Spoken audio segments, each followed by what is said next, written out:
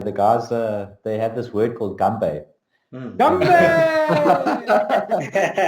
Yeah. Everyone knows. Okay, this is not cultural power, okay? It's not cultural power. Don't shout too much. I'm twitching from my trip from China. Oh, Still nice. recovering.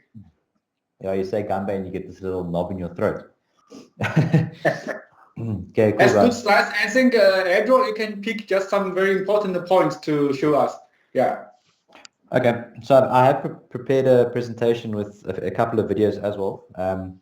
But I think as in good faith, it's always good to showcase the Huawei offering. So as you guys all know, Huawei invests about 55% of its staff into R&D, which basically showcases, that we're at the forefront and one of the leaders in technology, and number 5 in global R&D investment throughout the globe. So pretty much today, as you can see, the Huawei infrastructure, we're going to be focusing on the digital power side, specifically around the smart charging network. This is the ecosystem of digital power. I think it's quite important. Sorry, Aldred. Yeah. So, It hasn't changed from your first slide. Yeah. Still first page. Yes. Okay, there we go. There we go. Now it's changing. Okay, maybe it's a bit slow. Yeah, maybe. I don't Okay, think so you've connected the presentation button there at the bottom. Yeah, that one. That's the one. Yeah. Then it'll, So can you guys see it now? maybe the presentation is on a different page. You've got 2 screens. No. I see. No, I've got one screen. I see digital power strategy overview. now it's number 4 page. Okay, so you guys can see that, but then when I share the screen, can you not see it? No, No change. we see the original page, the original document. But it's fine. You must just click down page for page like that. Then it'll... Okay, it's Yeah. fine. I'm just going to go through it like this if you guys don't mind. Yeah, go for it. Yeah, no problem. Okay. So can you guys all see the steady growth of digital power business? Yes. Okay, perfect. So as you can see, we've had some good growth over the last couple of years. I think what's quite important to note is that when Huawei enters a market, Huawei really invests in that market to try and be the leader or close to the leader in that specific market space. So in smart PV, we're number 1 globally with regards to shipped inverters. Data centers and critical power, on the data center side, we rank number 1 globally for 5 consecutive years. And I think on the power side, we ranked number 1 for 11 consecutive years. Just to give you an overview of some of the showcase with regards to R&D. So you guys have all been to Shenzhen and Dongguan at the headquarters. So you're very familiar with some of the R&D centers and our facilities. So I want to share a video with you guys. It's a quick video, but I think it just sets the tone for kind of the EV infrastructure and the charging space. In the public eye, when charging can be as fast as refueling, what are the secrets behind ultra-fast charging?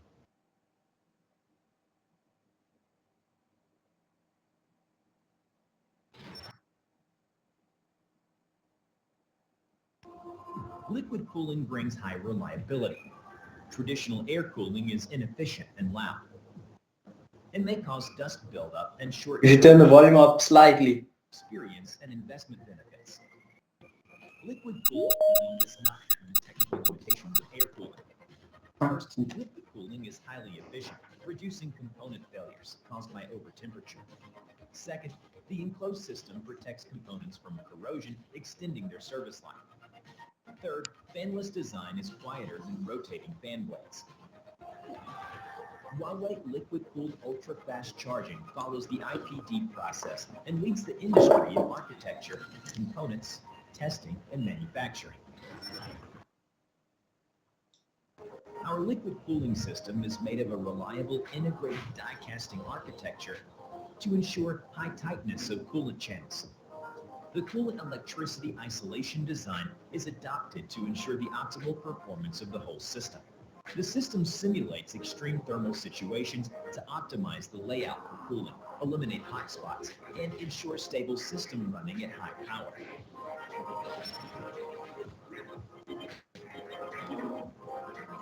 High reliability makes each critical component competitive. Each component passes strict selection and verification. The high voltage, high current DC power distribution module uses durable ceramic contactors that pass 5-fold verifications of the industry average. Critical power components use bionic capacitors to extend the service life to 3-fold average service life. Coolant channel valve is the core of liquid cooling system. Simulated heart valve design ensures long-term operation and safe maintenance. High reliability is guaranteed by rigorous tests and verifications in extreme situations. Our liquid-cooled ultra-fast charging product passes extremely cold and hot tests, salt spray corrosion tests, and lightning tests, ensuring stable operation in any environment for a long term. Our liquid cooling system passes 250,000 coolant channel pulse tests, meeting the requirements of automotive standards. For mechanical performance, our product with coolant inside passes vibration tests, proving its reliability in long-haul transportation. Our product passes multiple quality checks before delivery, including ultrasonic defect detection and testing with inert gas to check the product tightness. Insulation tests ensure a high safety system. 100% aging tests ensure a high reliability system.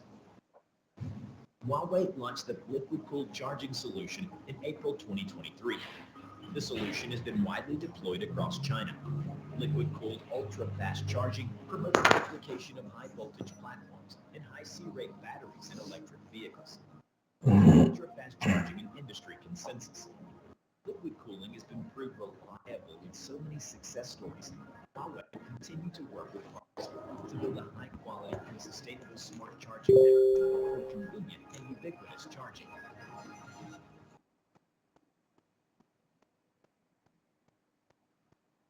Awesome. So as you can see, there's quite a lot of R&D technology that has gone into the solution. But hopefully that painted quite a nice picture of kind of what you can be expecting from the next couple of slides. So I think with the trends and challenges in the market, what we're seeing is that the private users of vehicles are paying more attention to the actual charging experience, rather than, you know, kind of just stopping your car, plugging it in, leaving. The guys kind of want to get more of a better understanding of, they want to get a better experience with regards to the charging infrastructure, etc. So the current challenges or trends are that the vehicles are between sort of averaging between 90 and 150 kilowatts. I think in South Africa, the average charger installed at the moment is about 100 to 120 kilowatts. So that trend is pretty much spot on for the South African market. Then with the commercial vehicles, what we're seeing is that the commercial vehicles charge a lot more often than private vehicles. So Huawei has coined a term endurance mileage. So that's pretty much, you know, the on-road sort of mileage that the vehicles do sort of on average. And as you can see, the commercial vehicles, so things like your last mile delivery services, potentially some trucks, those guys are doing about 230 kilometers, and the private vehicles do roughly 70 kilometers, which I think is pretty accurate. If you look at, you know, for me personally, probably do about 70 to 90 kilometers, 80 kilometers, etc. So what we are seeing is that the technologies around the lithium and the batteries are also exponentially increasing. A couple of years ago, you know, there was a 1C, now you get a 1.5 to 2C, and if I'm not mistaken, I think guys are actually testing 8C batteries. With that, sorry? I don't know. I was just amazed at that. Yeah. So with that change in technology, we're also seeing a lot more electric vehicles coming into the market. So, on the slide on the right-hand side, you can see in 2021, there weren't as many fast charging vehicles. 2022, you all of a sudden see, sort of a bigger span. And in 2023, some of those vehicles there have a 520 kilowatt charging requirement, which is quite serious. I mean, it's a serious amount of power. So with the changes in technology, some of the challenges with conventional sort of infrastructure specifically lies around three elements. So the one is the poor experience. So the charging power is usually under 120 kilowatts. So it's longer charge times. And we we live in a sort of an instant world with WhatsApps and tweets and Instagram and all these platforms. So I think it's kind of transcending into the charging world where guys want to charge their vehicles quite quickly. Generally, force or fan cooled power electronics is a little bit noisy, and that leads to the kind of the poor experience.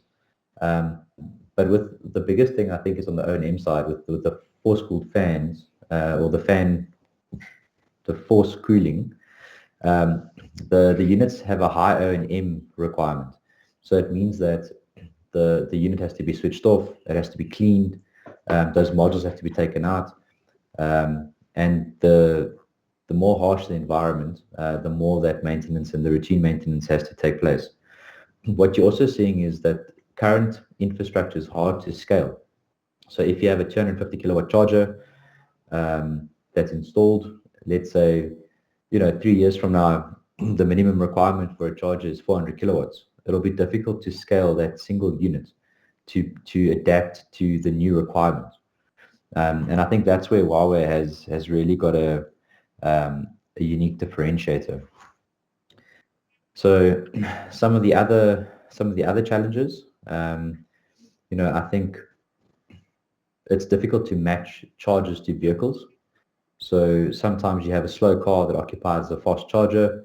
Other times you might have a slow charger that takes a long time for a faster vehicle, and vice versa. So the power utilization rate isn't as efficient. And if you have a operator that wants to basically sell kilowatt hours, you need something that's got a higher utilization rate, specifically around that operator market. So if we look at the Fusion charge, in a nutshell, that central unit is the power unit or the charging unit, and then that unit is dispensed to either a fast charger, which is 240 kilowatts, or an ultra fast charger, which is 480 kilowatts. So the central unit is liquid cooled. The fast charger on the left, the gray one, has two dispensers or two guns that can each charge at 240 kilowatts. And the unit on the right is pretty much a single gun ultra fast charger at 480 kilowatts.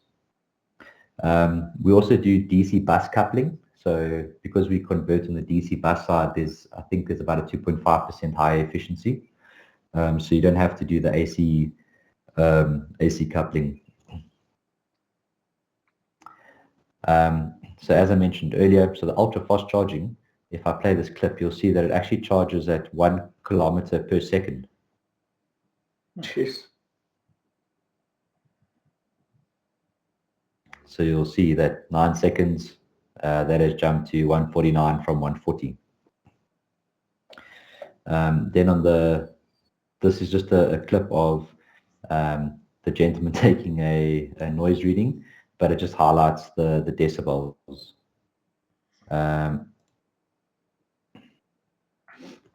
So this is something that I think is quite important, and I'll maybe spend a little bit extra time just going through this one slide.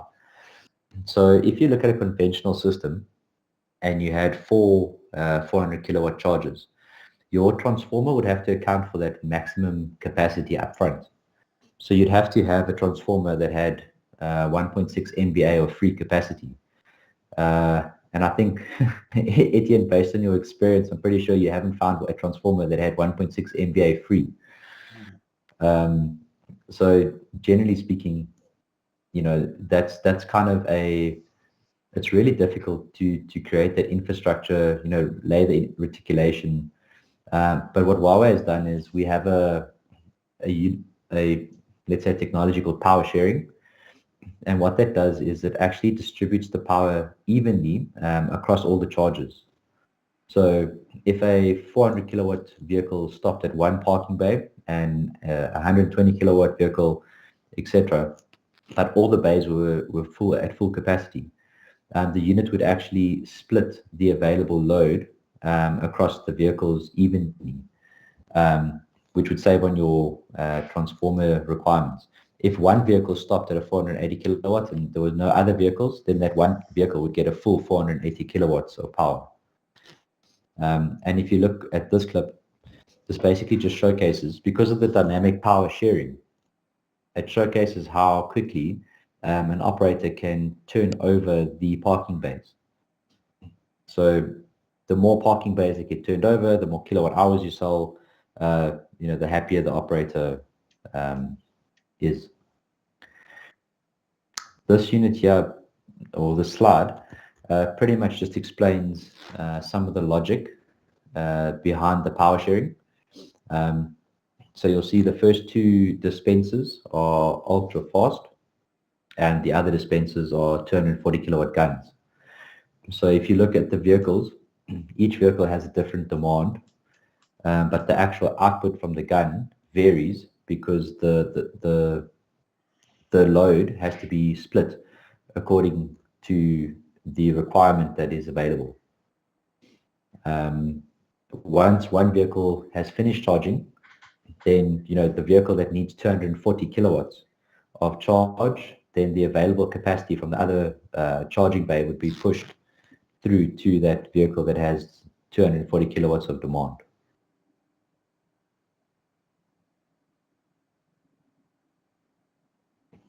So the next slide basically discusses the 3 to 5 year life cycle of, let's say, conventional systems.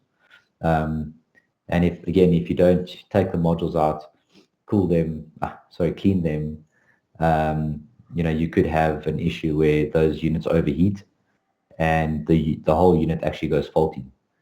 One of the big perks with the liquid cooled system and the design and the modularity of the central unit is that you get them in 60 kilowatt blocks, and it's modular. So if one block goes faulty, the unit will still produce, but your output gets reduced. So if it was a 720 kilowatt unit, the 720 kilowatt unit would have been, let's say, dispersed between 12 bays at 60 kilowatts each. That would then drop to 50 kilowatts because the one module is faulty. So the unit doesn't switch off, it still produces an output, which means you can still charge vehicles and it doesn't have any downtime. The other side is on the dispenser with the screen.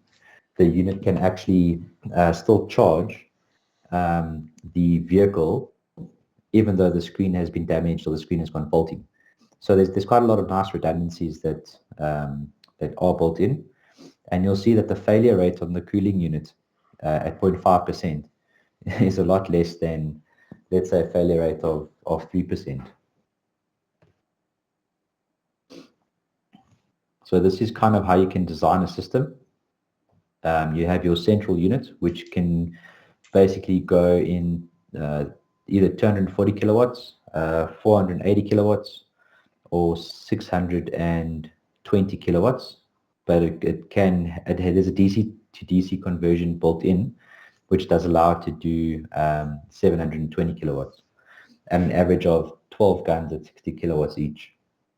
So you can design the system accordingly to either have 6 ultra-fast guns, which gives you 12 parking bays, 2 ultra-fast, and 5 standards, or you can have 4 ultra-fast units.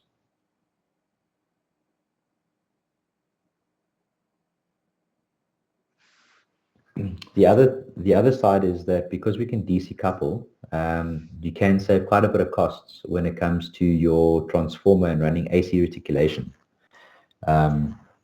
These calculations are done in euro, and I know that our our labor rates are slightly cheaper.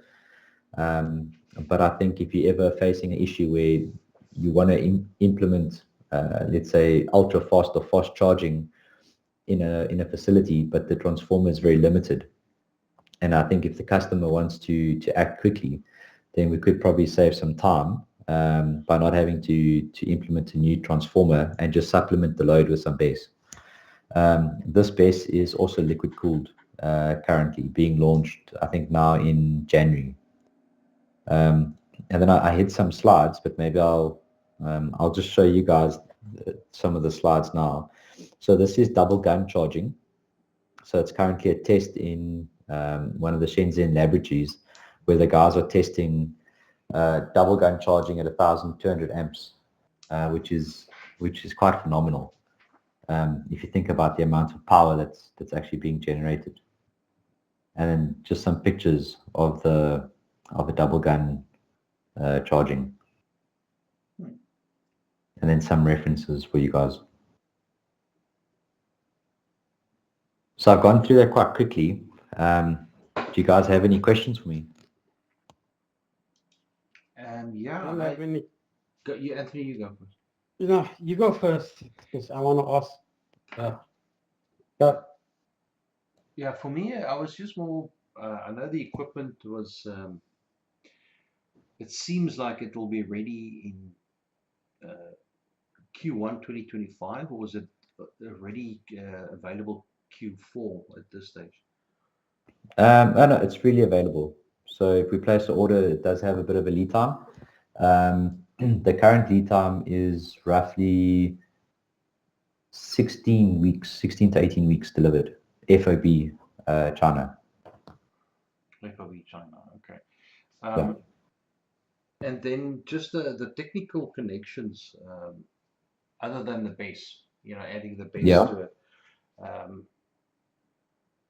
Do we have any spec sheets like that that can be shared so we know what we need to design in terms of cabling or 100%. sizes? I know you were talking about a 630 there, but I assume it's not always a 630.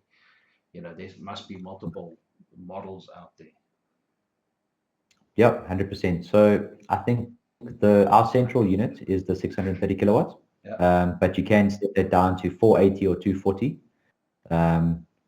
But what we are seeing is that a lot of guys are opting to start with the 630 or let's say the 720, and then add as their need and requirements progress.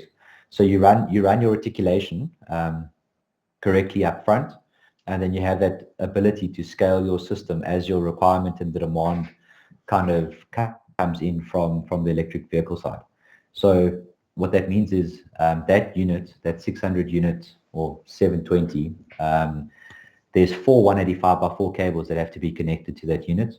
Okay. And then from there, if it's an ultra fast, I think it's a 185 single core cable, red and black. And then if it's a fast unit, I think it's a 120 if I'm not mistaken.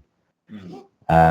But I'll have to double check that. But I know for a fact that there's definitely 4 by 185 more cables that have to go to that central unit, and it has to be directly connected to a transformer.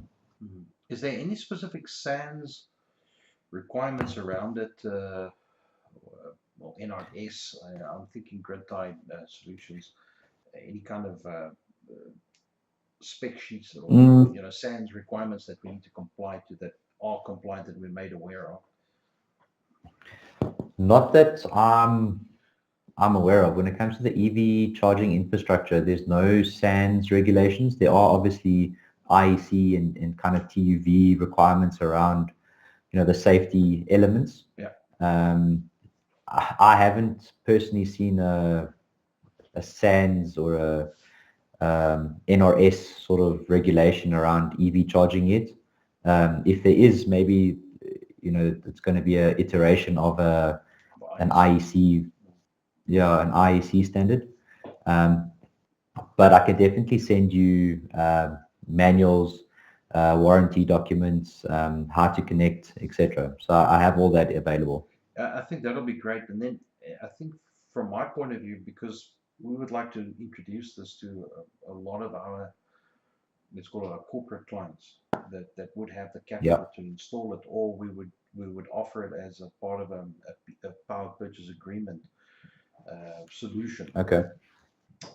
You were talking about the ROIs, with out a base or with a base. You know, you were showing the 6.9 versus the 3.5 years. If you've got some kind of a calculation so that we can take that information and add it to our costing or our PPA costing, so that'll just fast track us for offers to our clients. Okay. So And with then what? Sorry, on that point is what software do you run on these in order to monitor them?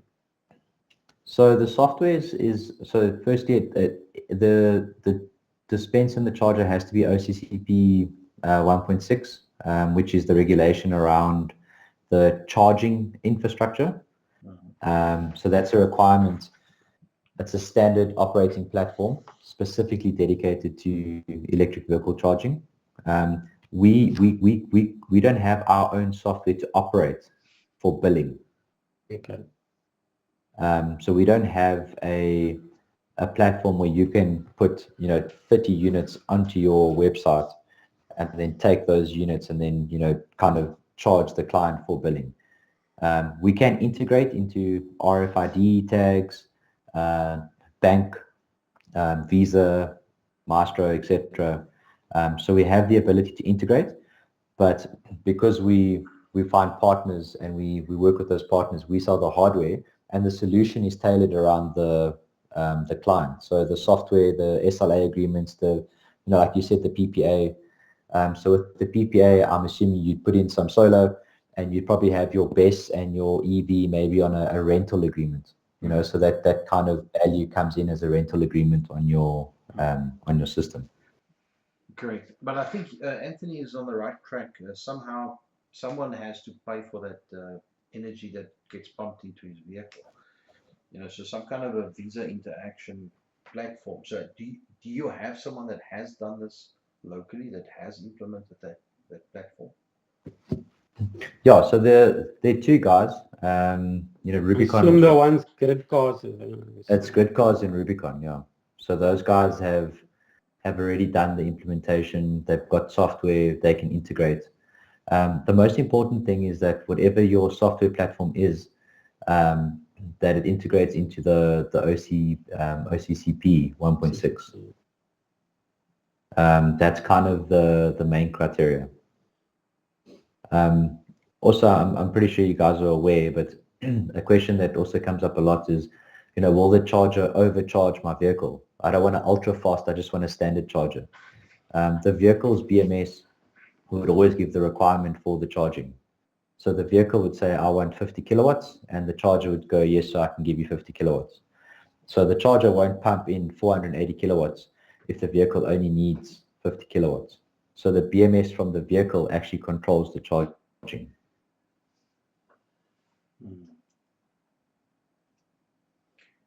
Now, the only blockage I can personally see is that OCCP with the software, and the development around it. I know you've got some kind of a background. So look, I mean, but okay, in my case, I mean, I've got one particular client that's not actually looking to charge for it. They actually want to put it down for their own people or their own staff, right, and stuff. So, and that's where the initial inquiry came through to Manuel and Henry was. I mean, I was looking for a 250 kilowatt charger that I could put down like 4 or 6 of the guns to do charging without charging the person that is actually plugging the car into it. So you mean 3 chargers with 2 guns each, Or do you Correct. mean? Okay. And I mean, it is more for their own staff more than anything else. So we do have partners that are not based in South Africa. So there is an integration software company that Komi has that's based in China, that can kind of support you guys. If you don't want fast to. track it. I love that idea. I think if we can have someone that has done it and can guide us through the ropes. Okay. So what I'll do is I'll ask Komi just to send through the details, and then you guys can just interface with them directly. Because I know the South African landscape is quite competitive, and the guys are very protective over their IPs and their clients. So I wouldn't want to recommend you guys to Gridcars or Rubicon. They would just block us. They wouldn't share any information. It doesn't matter. I mean, I know Yaku quite well, but I don't think he's going to share his software with me. Yeah. Yeah. Okay. So in terms of outright purchase, right? Let's say I have a client who wants to outright purchase a charger. Will do their own whatever software integration, whatever they want to do. On the design side, I assume I would have to send you some sort of design, and then I would be able to get whether it be dollar pricing or rand pricing from someone. Yeah. So currently we work through partners. I can see that you guys work well with SolarWorld. So SolarWorld would offer you a price. If it's FOB or DDP or in rands, I mean, that'll be a commercial discussion With them, that you would have with the guys at SolarWorld. Okay.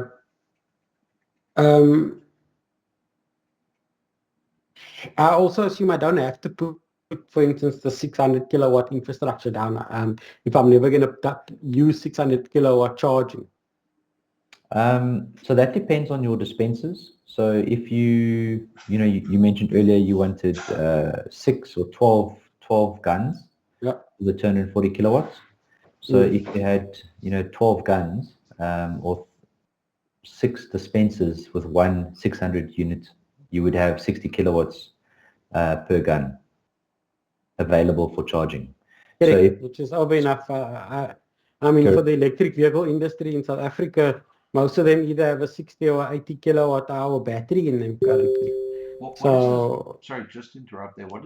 I don't know the technology. What is the commercial, for example, like trucks? What do we know what the kilowatts? So that's what I was getting to. Most of them have most of the electric vehicles, not the trucks, right? I'm talking about cars. They have between a 60 and a 80 kilowatt hour battery in them. Okay, but what does the trucks have? Trucks have about between 200 and 400 kilowatts. But we're not charging trucks. We have very few electric trucks here. Our market currently is 100% vehicles, like your BYDs and those sort of things, Volvos, your BMWs. Yeah, so the demand for fast charging is becoming a lot more prominent. You're seeing a massive spike or uptake from the shopping centers. As more people buy vehicles, the standard sort of chargers of 100 kilowatts or 80 kilowatts that have been installed, I don't think they're going to cut it, because the guys aren't going to want to wait 2 hours or whatever the case might be to charge their vehicles.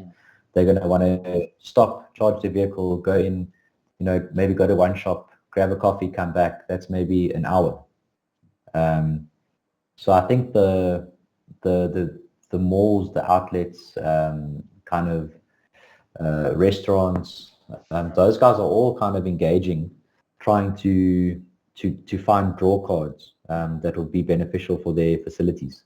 What is the you obviously know the market better than us. I noticed a lot of Tesla chargers around here. What is the kilowatts of the Tesla Sorry. chargers? Do you know? Sorry, you broke up there. I said, yeah, it's 6 o'clock. We have internet changes at 6 o'clock in the morning. The Tesla chargers. Do you know what the kilowatt of those models are? That is very popular in my area.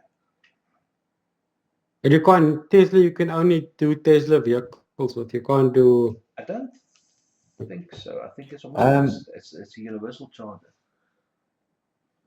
Yeah, so the Tesla vehicle itself, we have had some charging success with regards to the compatibility.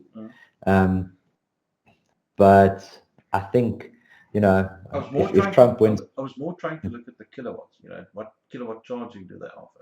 Is it a 60 kilowatt or is it a 120 kilowatt charger?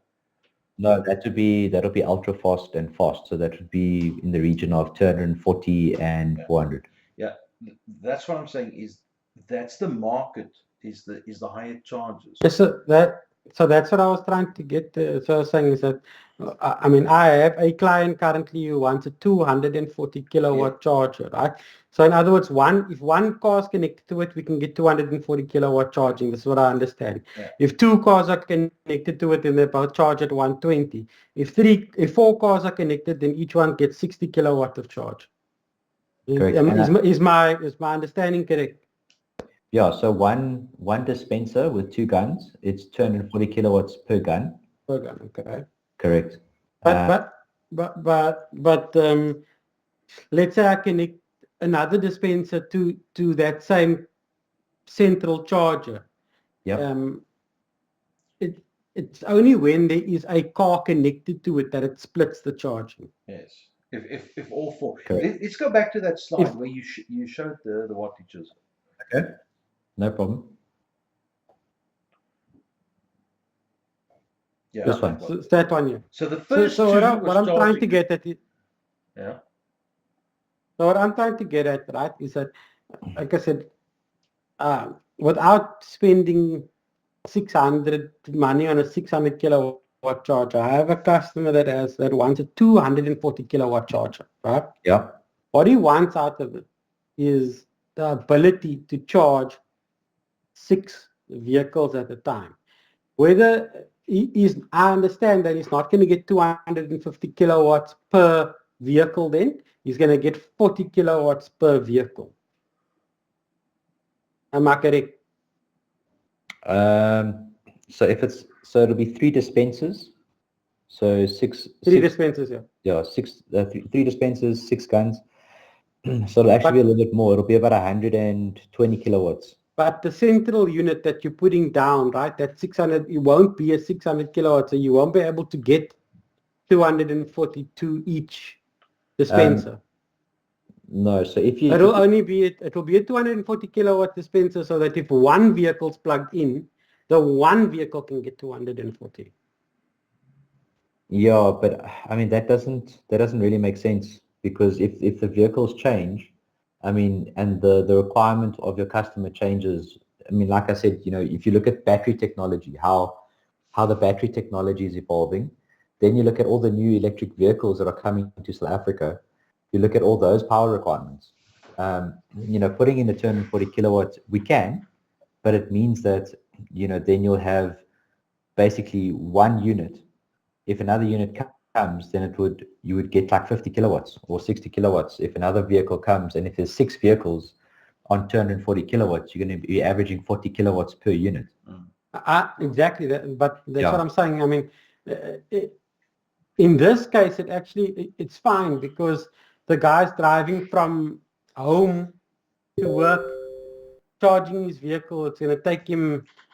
He's literally used 10 kilowatt hours out of the battery. He's charging it. He's going to go park his vehicle again and work for the rest of the day. In this particular case, you know, this is not the case for all or for everything that we want to do. Yeah. But on this case, it is. A client. So there's also And the reason for this currently, there isn't 600 kilowatt available on the transformer, right? I've got 240 kilowatt available. I've got about 300 kilowatt available power on the transformer. So I can't put down 600 anyway. I'm never going to have the availability. So does your client just want to basically drive from home to the office, charge, and then drive back home? Yeah, it's for the staff basically. So Look, and for the clients. There is also an option of AC charging. 22 kilowatt AC chargers, 3-phase. So that'll give you 22 kilowatts as an average. So it won't give you your fast charging or your ultra fast. But I mean, if the guy's going to work 8 hours, 5 hours, 22 kilowatts times 5 hours. I understand that, but then what I do get in your solution, let's say there isn't 6 cars connected, let's say there's only 1 car connected to the charger at that particular time, I still get the 240 kilowatts charge. Correct. So that's what I'm getting at, is that if I have 1 vehicle, I will get my 240. The chances that I have 6 vehicles connected all the time are like 5% chance. So it's very slim that I'm going to need, that I will have 6 vehicles connected all in one go. The biggest chance is actually that I'm going to have 2 vehicles connected in one go. Okay. Yeah, look, then it makes sense. I just wanted to give you guys the options. And I understand. It's good to understand, and it's good to explain it to potential clients on that fashion as well. Yeah. Look, the other thing that it does is once you lay the reticulation, if for some reason your client decides to buy an ultra new EV, but that needs 480 kilowatts of ultra fast charging, you would be able to implement that into the existing structure. You can't add modules to the central unit, but you can add another central unit to give you the capacity. So it is also scalable. Okay, so you can add another one. And up to how many can you add? At the moment, it's just two central units. 2 central units, okay. And the central units come in which sizes? So it's the modules that change. The physical size is the same. It's a 240, 480, and it's a 600/720. So it's the 2 DC modules inside kind of give it that 720 kilowatt capacity. Okay. So it's 12 modules of 60 kilowatts. And then the last thing is, I know we're dealing with another client that Rhino's busy with that was looking for AC chargers, right? But you mentioned you have a 21 kilowatt 3-phase charger there. Yeah, so it's 22 kilowatts. 22 kilowatt 3-phase. Monday, will you be able to send us pricing on that model? Because there we're dealing with a vehicle resale company that wants to put in charges for the EVs that they are reselling. Yeah, so I get my pricing from already. So me, I just want to list down. I wanted him to explain the options to you, and then once you know what you want, then I can send that request to him. Yes. Okay, I think what I'll do is I'll put together everything that I want. I'll send it to you. Then you can chat to Aldred so we can put some pricing down and see where we end up. My honest opinion is, Aldred, and as much as I would love to sell a 600 or a 720 kilowatt charger, right? I just don't think any of the clients have the capacity to install it. And that's where my biggest issue comes from. On the transformer side? On the transformer side, yeah. So look, you can supplement it with BESS and PV. And if you have a big client, a growth point, a resilient, the guys that have these kind of shopping centers, they're all after reducing the carbon footprint, charging green. They all have these ESG sort of directives and drives, etc. So yeah, I think it's about how you sell the story, how you control the narrative with the client, giving them the flexibility also makes a big difference compared to laying down a standard 240 kilowatt with 2 guns, because then you set. You can't change that infrastructure. You've run the reticulation. In some cases, you might have digged a trench. You've invested a lot into that initial infrastructure. Now, all of a sudden, the requirements change. It's not going to happen overnight, obviously. But let's say that 240 has to become a 400. Yeah, but if there isn't capacity on the transformer, it doesn't make a difference whether the 240 becomes a 400. It just isn't the capacity. So yeah, that's true. Unless you're putting in a new transformer or a base, and like my client that I'm talking about, definitely not going to have put in a base for electric vehicle charging. Mm. Mm. Okay. Not unless base becomes really cheap very quickly. Well, hopefully Eskom give us that tariff increase come, when is it, January, February again. And then I think we're going to be pretty close on parity points. It's going to be very close with regards to best pricing versus sort of Eskom pricing. But see, that's where that ROI is going to come in healthy for us, if we can start looking at that and the impact of the electricity cost. Yeah. And then also, I think if you chatting to some of the guys on the fleet side, like the DHLs and the courier companies and that type of thing, they have a big drive for to reduce their carbon footprint. So there's carbon credits that also get allocated now. So yeah, there's a lot. And then in Africa, Africa's kind of also taking off. I read an article from, I think it's called Basigo, BASIGO, where they got some massive fund as well. But there, in Africa has other challenges. There it's kind of this last mile delivery, under 100 kilowatts. So it's smaller battery packs, not as fast charging. So standard charging is kind of a requirement. But yeah, I think Africa might see 40 to 80 kilowatt DC chargers, come in where you can have an off-grid system. So you can have this topology, but with some base, etc., kind of supplying a completely off-grid solution to the market. So yeah, it's exciting. I think a lot of guys are trying to see how they can get into the market. I think there's still a big opportunity for billing as an operator, because guys need choice, and currently there's only really two guys in South Africa that offer it. So I think the billing side is actually going to be more important going forward. Correct. And that's the bridge that needs to be gapped, and the gap that needs to be bridged. And I think if Huawei can assist us with that, that would actually open the opportunities for a lot more sales. Yeah, hundreds. I made a note. So what I'll do is after the meeting, I'll ask Comey to send the details, and then we'll send it through to the guys, and then they can forward it on to you. No problem. Perfect.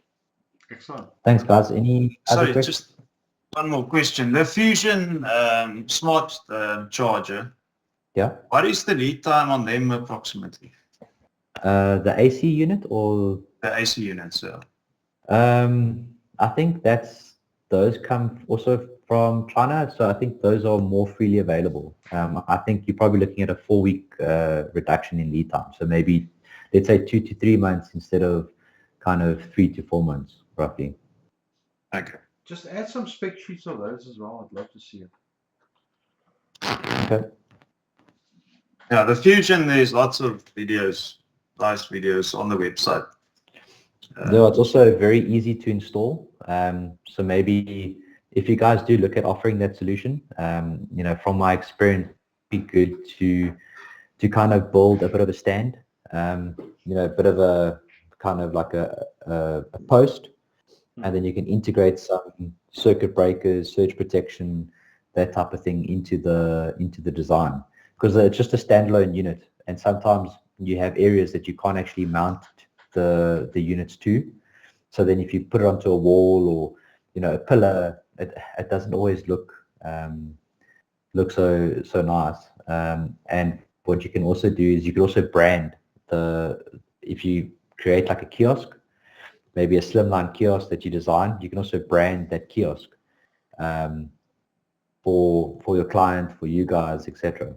So it's also kind of a branding opportunity. Then you just, put it down in the center of the carport and you have your dispenser, your pre-drilled holes, etc. What are the vehicles currently in South Africa that can do it? That's electrical, that's coming into the country. Sure. And what? They can charge or... Yeah, the electrical vehicles. Obviously, we don't have officially Tesla there, but we have, for example, a Nissan Leaf. We have BMW, Volvo, BYD, Chery, Audi. Yeah, pick one. They're all here. I think BYD is going to be launching the Shark. So the Shark has 100 kilowatt onboard capacity, so it's a bit of a hybrid. There's also going to be, I'm not 100% sure if, so Huawei's also got a vehicle, but I don't know if the 80 M9 will come this side of the world. But it's going to come in as a Chery. No. It'll come in as 80 M9, I think. But sure. Yeah, 100%. 80 M9. Have you guys seen it?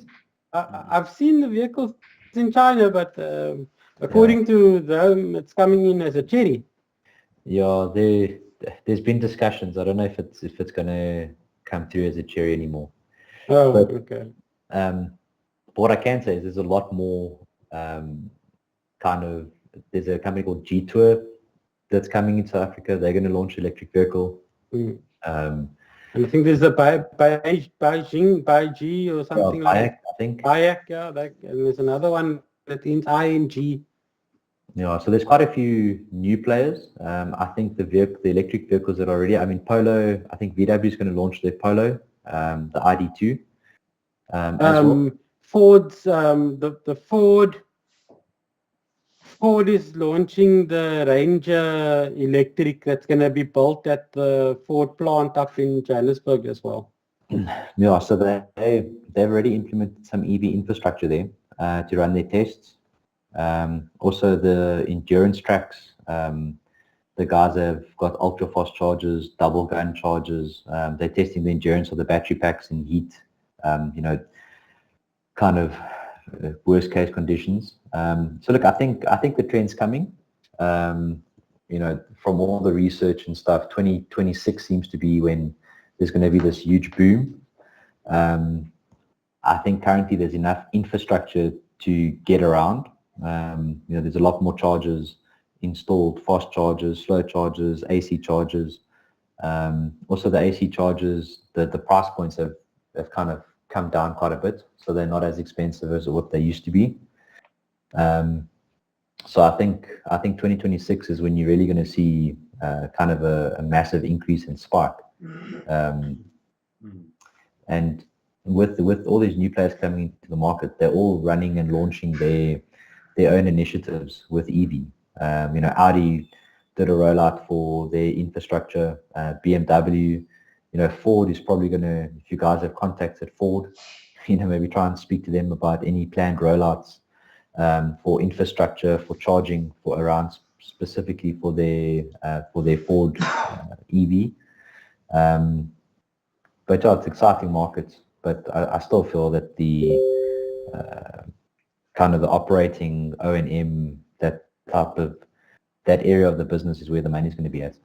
And then just on the central unit, guys, the design life is sort of 15 years. But after 5 years, there is a sort of a compulsory, quite a big maintenance that takes place. So from 0 to 5, it's really plug and play. But at year 5, you have to drain the coolant, check the sensors, and make sure about a whole bunch of agnostics, etc. But for 5 years, you shouldn't have any issues. The ultra fast is liquid cooled. So the dispenser, the red one that you saw, that's liquid cooled. And then on the standard fast units, those are still, they have some fans and stuff built in, but they don't get as hot. So Huawei has done some cool design work around the cabling. So the ultra fast cable is liquid cooled, but it's very thin. so it's a bit easier to handle, more pliable, if you want to call it that. And then on the fast chargers, that cable is a little bit thicker, so that's because it's a standard cable. But yeah, I've made a note. I'll send you guys a document pack with all the warranties, in all the drawings, the reticulation. I'll include the AC chargers. And then, is there anything else that I'm missing? No, I will put something together of exactly what pricing we require. And then I'll send it to him one day. He can chat to you about the exact pricing that we require. Okay, perfect. Thanks, guys. Okay, Awesome. Thank you Thanks very a lot. much. perfect. Thanks so much, Albert. All right. Okay, you're welcome. Thank you. Cheers. Thanks. Cheers, guys. Bye. Bye. Bye.